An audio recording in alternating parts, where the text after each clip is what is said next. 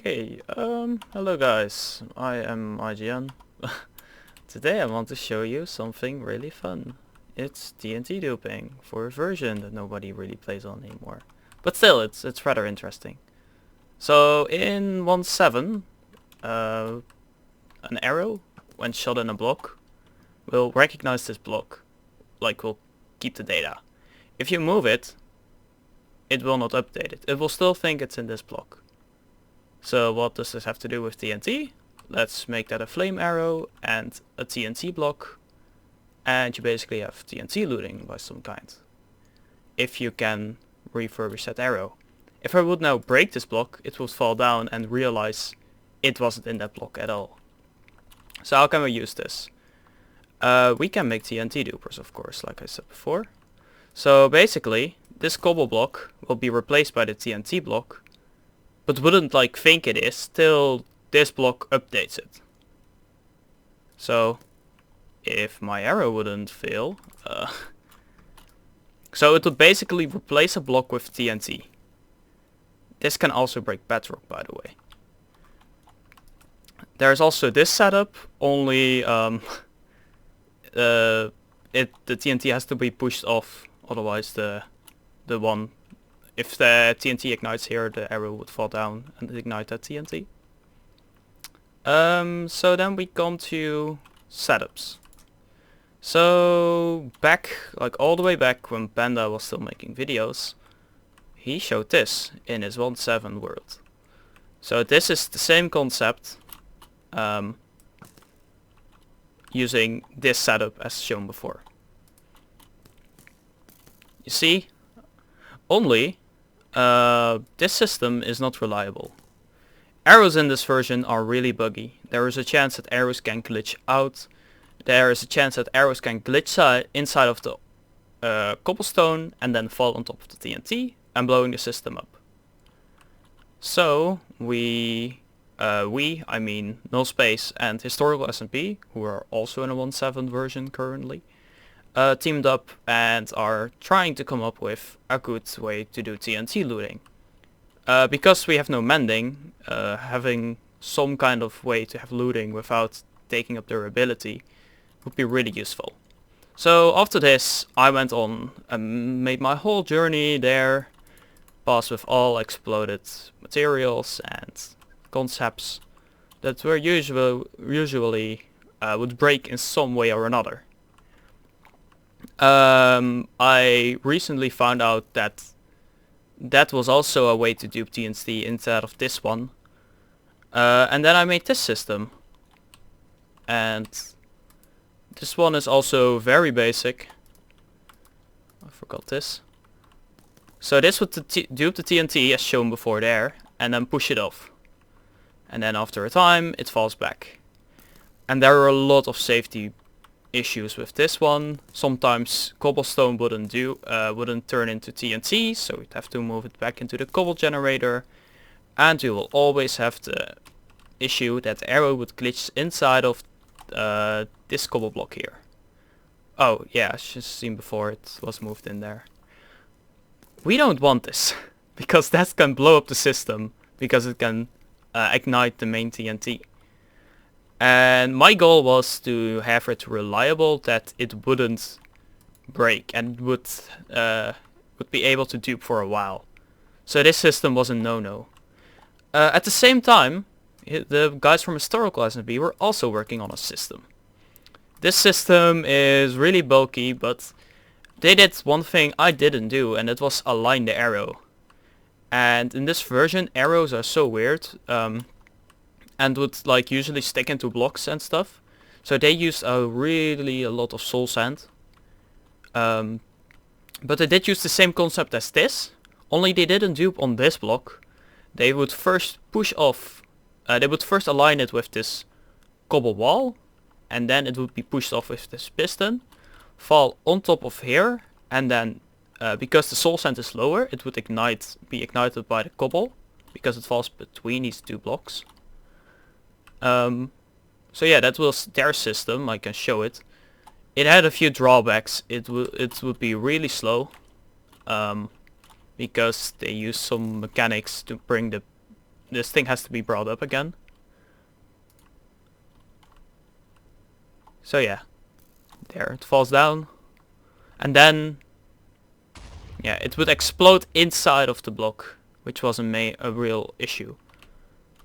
Also, I tend to see that this system is broken, I guess. But then they would move up. Can I actually just... Nice. Oh wait, yeah, we have a clone command issue that this one... Oh, that's very odd. So in this version, if you do clone commands, or we don't have clone, Pineapple backported it. But there's an issue that wouldn't work. And it meant that this doesn't work. Fuck. No. But basically this guy would then be moved up again. All the way up here, and then it would be pushed down again. This was really bulky, really took a lot of time, and still it wasn't really tested a lot, but I'm not sure if it was reliable or not. So yeah, that was also a no-no. And then I went under CMP and saw that shit, and I came up with a concept that was simplified.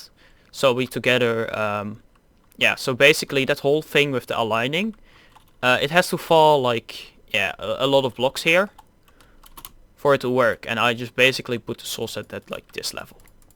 Or like the, yeah. That really saves a lot of pushing up and a lot of time. Yeah, and same here, it just gets pushed up really far. So then we get to our final thing that we are so proud of and want to make videos of course.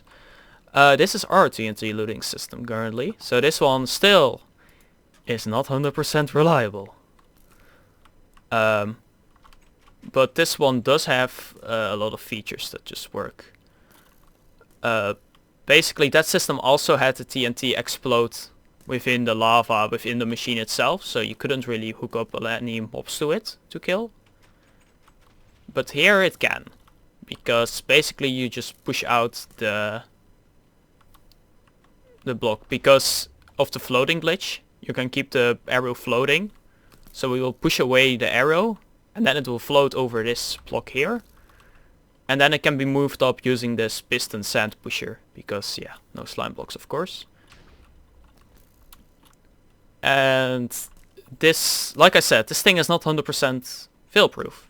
There's still a chance that arrows glitch through. That's just the nature of them, and we cannot deal with that.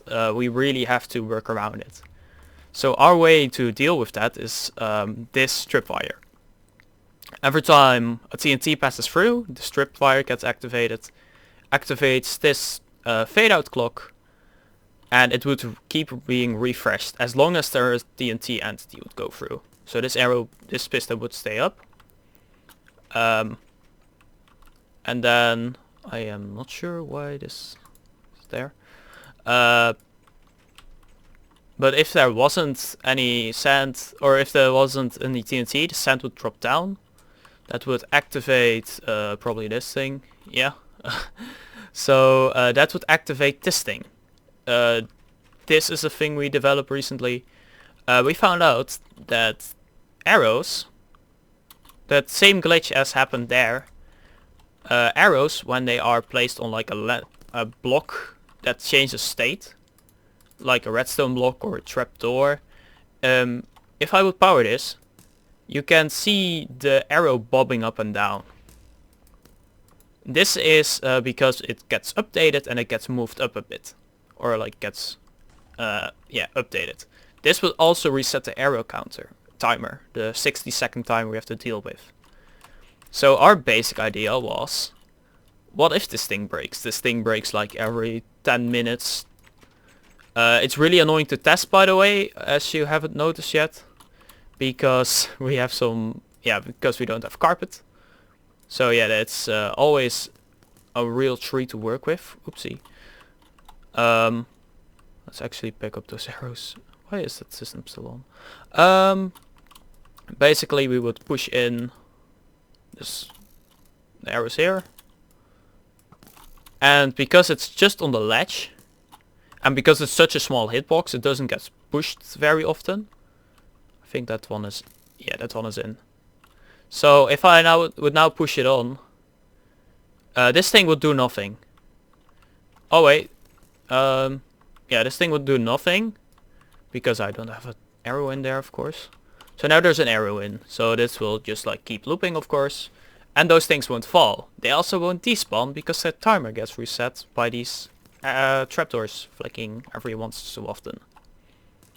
So let's say that I would like pick up the arrow. Yeah, so really uncareful, I picked up the arrow glitches through. Then the sand would, this thing would slowly fade out because there's no TNT going through. It won't break. And then it would shift these pistons as you saw before, so yeah, it's one block lower. And then the arrow gets put in again. It's getting lined up using that iron bar being pushed like it, and then that piston here retracts. Then it falls in again. Yeah, and it dupes all together again. It does still have some flaws. I think I didn't put in one arrow correctly. So that's a minor inconvenience. It doesn't break when you have too many arrows in there. So this system was mainly designed to have to stop having to deal with the inconvenience of looting. Because if you want to loot things, like I'm currently designing a fortress farm, and everything is just based on the player, yeah, of course, killing with your sword without mending. So once your sword will break. And that's not nice. So basically you would shoot in your arrows, and then you could, in theory, just go to the nether, have this in processing chunks, normal chunks, or like keep it chunk loaded. And then you could like kill the mobs in lazy chunks. That's an option. And that's like our idea for it.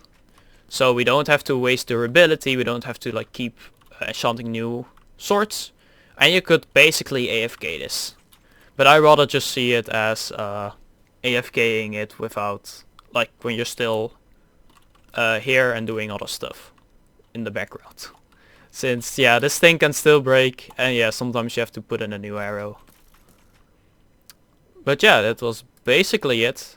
I really have to thank fnkyheh from Historical SMP and lucad. They were mainly with me with the TNT duping journey. I spent so much of my time on this. Still, I'm still feeling defeated that I haven't made a 100% reliable one. Also, testing this has been a treat because we don't have carpets to like tick warp and stuff. And arrows are my favorite because they are so glitchy. Yeah, I really have to thank fnkyheh and lucad for working with me and giving me new ideas from Historical SMP. And then I have to, thanks Pineapple for the server, of course. But yeah, this has been like Nullspace and Historical. I explained it for them, by the way, so because they're mainly Spanish community. So yeah, that's always good to help. But yeah, thanks for watching and sticking in, and weird hitbox bug. It's been nice. Later.